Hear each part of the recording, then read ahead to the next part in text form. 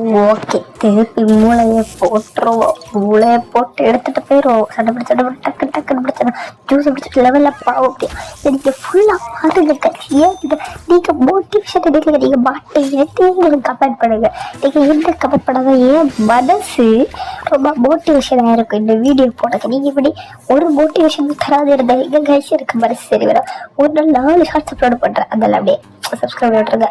இந்த ரோடு வேற நம்ம கள்ளத்துல ரோடு இருக்கு. இப்போ எப்படி இருக்கு சரி, ஒவ்வொருத்தையும் புளிஞ்சு ஊற்றிடுவோம். பச்சக் பச்சக் பச்சக். இது ஏபிக்க வேடமைக்கு ஏபிக்க இதை போடுங்க.